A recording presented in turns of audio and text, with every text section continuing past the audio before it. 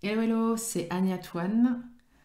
Donc aujourd'hui, on va évoquer la création d'opportunités, l'estime de soi et le regard des autres. Alors, petit flashback en arrière.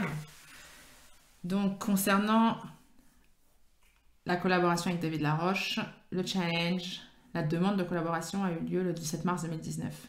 Donc pour rappel, organiser une conférence, un séminaire avec minimum 100 personnes anglophones dans la salle. Alors en premier lieu, moi j'avais pensé à l'Angleterre parce que c'était proche. Et j'ai un ami, Patrick, qui m'a dit, écoute Anya, j'ai un contact en Australie, va le faire en Australie. Et j'ai dit ok. Et c'est vrai que j'ai été beaucoup plus inspirée d'ailleurs par cette destination. Alors, premier point important, nous sommes tous des opportunités, chacun d'entre nous. Là, quand j'ai fait la demande de collaboration avec David, donc il faut savoir que j'avais quand même échangé quelques fois avec lui, bon, très, très rapidement. Donc c'était pas non plus la première fois que j'interagissais avec lui. Mais si tu veux, dans la manière dont j'ai appréhendé cette demande, l'idée c'était de réfléchir aussi à son besoin. Là, en l'occurrence, je savais que lui, son objectif, c'est d'étendre son activité dans le monde entier. Donc, ce que je lui ai proposé, c'est une plus-value dans son propre business. Alors moi, je suis très adepte du gagnant-gagnant, c'est-à-dire que ouais, ça parle de lui-même en fait. J'aime bien quelque part créer des opportunités qui vont être intéressantes pour moi, mais en même temps qui vont être aussi intéressantes à la personne en face. Et là, ce que j'aimerais que tu retiennes, c'est que peu importe la personne qui est face à toi, peu importe ses réussites, son statut, son succès, tu as quelque chose à lui offrir. Si tu veux collaborer avec quelqu'un,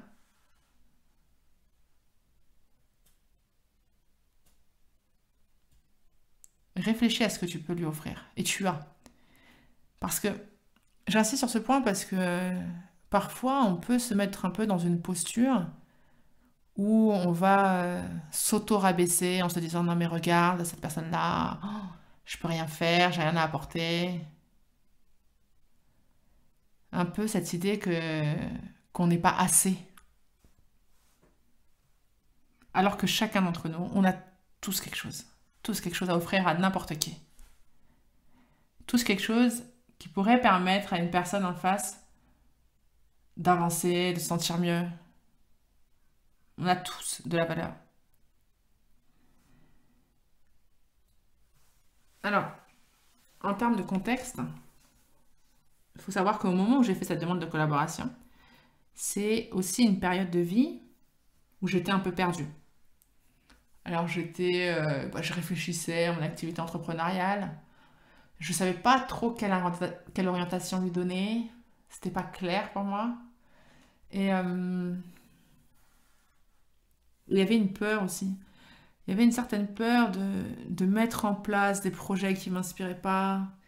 De...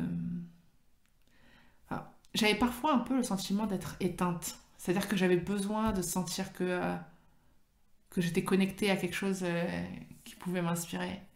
Et donc c'est vrai que pour moi, en fait, le fait d'être dans cette peur, c'est cette peur qui m'a mis dans cette insécurité, même financière, parce que je me suis dit non, j'ai pas envie de me lancer dans quelque chose et finalement, je suis pas portée ailleurs. Donc c'est vrai que une fois que j'ai eu ce challenge-là, ça m'a apporté de la sérénité et de la patience aussi.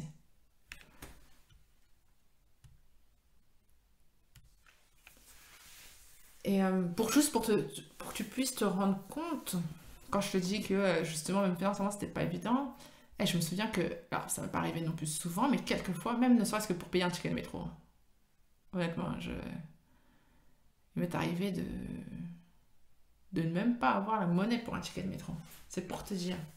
Donc, Je conseille pas de se mettre dans cette situation-là, c'est pas l'idée du tout. C'est juste pour dire que finalement, peu importe la situation dans laquelle toi tu te trouves aujourd'hui, reste connecté à ce qui t'inspire. C'est pas incompatible.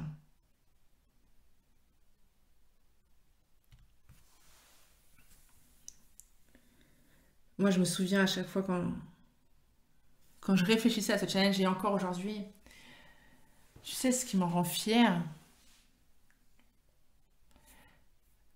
ça va au-delà de l'opportunité en elle-même. Ça va bien au-delà de cette opportunité.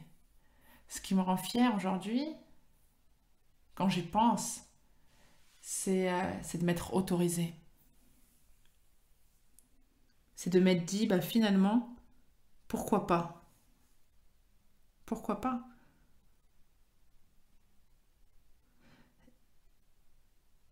C'est de m'être dit, bah finalement, je peux peut-être apporter quelque chose.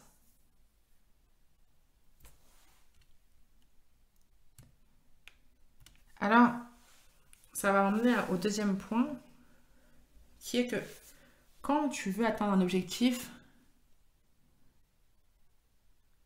selon l'objectif que tu vas avoir, parfois ça va te demander de dépasser le regard des autres, de dépasser tes propres peurs et d'être prêt à te faire recaler aussi. Ce qui est intéressant, c'est que il y a plusieurs personnes qui étaient présentes au moment où j'ai fait cette demande de collaboration, puisque c'était lors d'un séminaire, il y avait environ 200 personnes dans la salle, et j'ai pris le micro pour demander. Et, euh, et le retour de certaines personnes, ça a été que quand je l'ai fait, j'étais ancrée, que c'était fluide. Et, euh, et je veux quand même préciser que juste avant, et d'ailleurs même quelques heures avant et juste avant, on faisait des exercices émotionnels. Donc ce sont aussi des exercices qui te permettent de te connecter à ce qui t'inspire. Et j'étais vraiment pliée en deux, hein. J'étais en larmes. Alors je pars pas tout le temps. J'ai l'impression de... Tous les audios ne seront pas pareils. Mais tu sais, je te le dis parce que parfois ça peut servir d'excuse. Quand tu vas regarder certaines personnes mettre en place des actions et que tu peux avoir le sentiment que pour ces personnes-là c'est facile,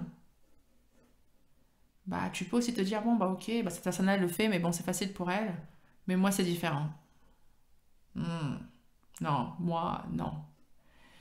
Et j'ai vraiment envie de t'encourager à le faire et surtout à ne pas t'arrêter à ce que tu peux percevoir. Parce que bah, peut-être que moi, justement, je renvoyais cette image-là à l'instant T. Et c'était fidèle sans doute à ce que je ressentais. J'étais ancrée, enfin, bon, j'étais quand même un peu stressée, j'étais quand même un peu stressée. Mais finalement, les personnes qui m'ont vu avant pourraient témoigner aussi de l'état dans lequel j'étais. C'était pas évident. Et puis en plus, on a chacun notre mode de fonctionnement, mais voilà, c'était important pour moi de te le dire. Et que surtout, ne pas rester bloqué sur cette peur du recalage. Parce que quand parfois on a peur de se faire recaler comme ça, on a peur, on a l'impression que c'est la honte. Si on nous dit non, on va le voir comme un échec. Alors que bah, finalement, à chaque fois que tu vas te permettre, à chaque fois que tu vas t'autoriser à aller vers ce qui t'inspire, à oser, tu vas te rapprocher de qui tu es à l'intérieur de toi. Tu vas... Plus tu vas t'autoriser, c'est comme un muscle. Plus tu vas oser, plus tu vas avoir la force d'oser pour plus tard. Donc même si finalement, quand tu vas oser pour un objectif, tu n'auras pas atteint l'objectif escompté, le résultat escompté, ben, ne serait-ce qu'avoir osé, une fois ça peut te permettre d'oser une autre fois. Et, euh, et au niveau du recalage, avec cette peur du non, je pense que pour la majorité des fois, je ne vais pas dire tout le temps, parce qu'il y a des fois ça peut être très dur, mais finalement, quand tu te fais recaler, tu te rends compte que bon, bah des fois on en fait un peu trop avant. On l'exagère un peu. Enfin, je veux dire, il y a des fois où tu peux faire recaler à plusieurs niveaux, hein, que ce soit pour un job, que ce soit pour un couple, que ce soit enfin, même quand tu vas faire des demandes, même tu vas demander juste un petit service, tu vas demander, peu importe, tu peux te faire recaler, mais et alors, quoi, au final. Et ça, c'est aussi justement lié à l'estime de soi, à la valeur que tu perçois de toi-même. Parce que finalement, c'est comme si parce qu'on te disait non, ta valeur diminuait. Et je pense que c'est important de dépasser ça.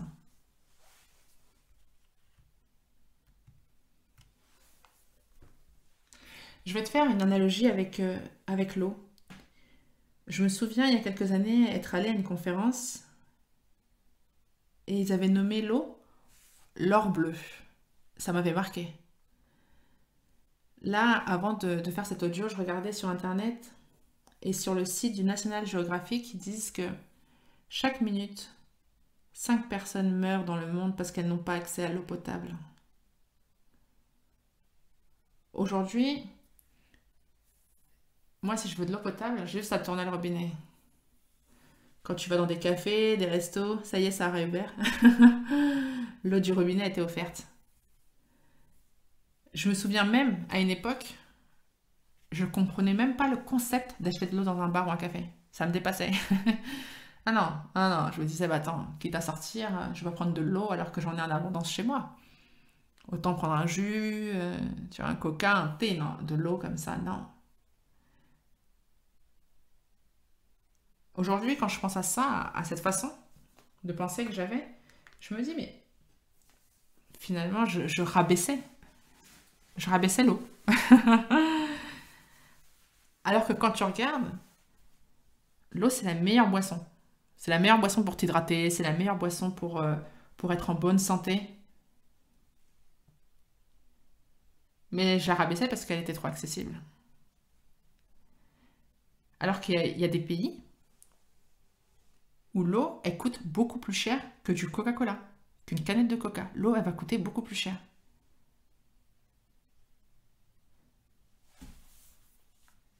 Dis-toi que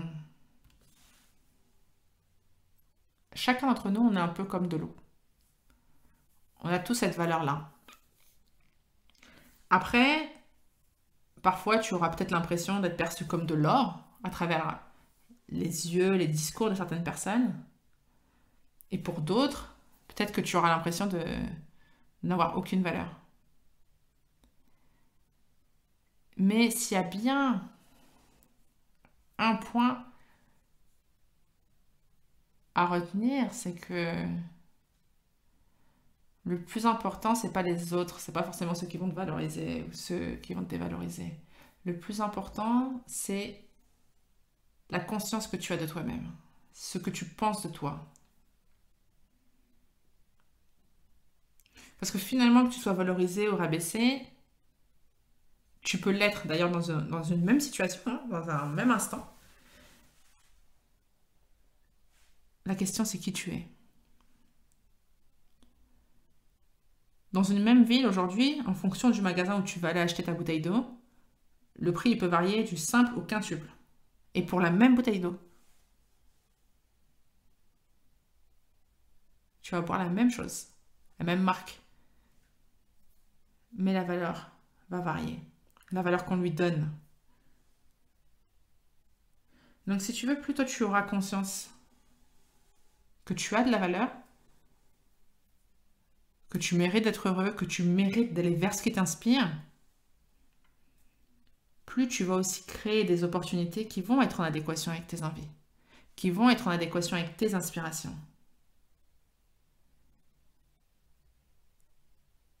Et parfois, tu peux être dépassé quand les opportunités vont se présenter. Tu vas dire waouh! Alors, si elles viennent à toi, accueille-les. Tu le mérites. Si des opportunités se présentent à toi, accueille-les à bras ouverts.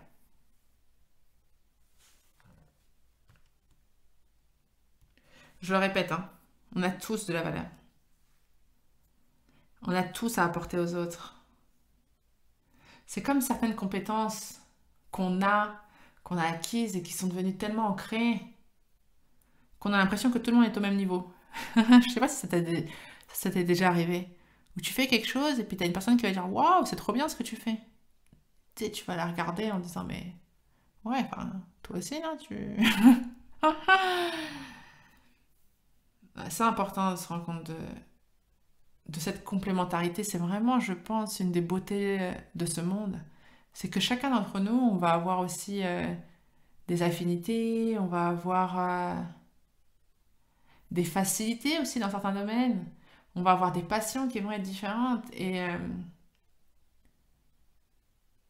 c'est pour ça, en fait, c'est que quand tu enlèves certaines étiquettes, certains standards, tu te rends compte que chacun a apporté à l'autre. Chacun a une plus-value. Et c'est beau, en fait. Alors toi, aujourd'hui, pose-toi la question. Quels sont tes points forts? Quelle est ta plus-value? Si par exemple, tu as envie de collaborer avec quelqu'un, bah, qu'est-ce que tu peux lui apporter? Si tu te poses la question par rapport à ta valeur, déjà, n'hésite pas à te le répéter régulièrement, comme une affirmation. J'ai de la valeur. J'ai de la valeur. Parfois, tu peux rajouter le parce que. Et tu continues. J'ai de la valeur parce que je suis tac, tac, tac. J'ai réalisé telle chose. Alors la valeur ne se limite pas du tout aux réalisations, soyons clairs. Mais c'est important que tu en aies conscience. Je t'invite même à prendre ton téléphone et à envoyer un SMS. Allez, disons un minimum 5 personnes. Et tu demandes, selon toi, quels sont mes points forts? Quelles sont les qualités que tu aimes chez moi? Tu peux demander des exemples. Alors après, je sais que quand je faisais cet exercice en formation, il y avait cette appréhension de ne pas passer pour une personne arrogante, de ne pas devenir arrogant.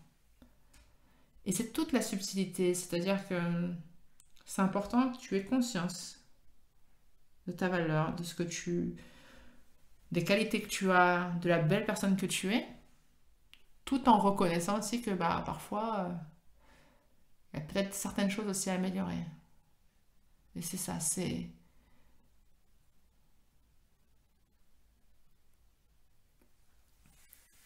avoir conscience de toi dans ta globalité. Mais c'est important que tu reconnaisses ta valeur. C'est très très important. Plus tu vas aller vers ce qui t'inspire, bah, en fait, plus les personnes vont vers ce qui les inspire, plus elles vont se sentir aussi heureuses, plus elles vont se sentir épanouies.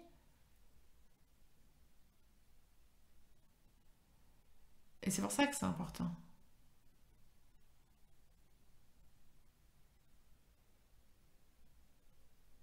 Très bonne journée à toi.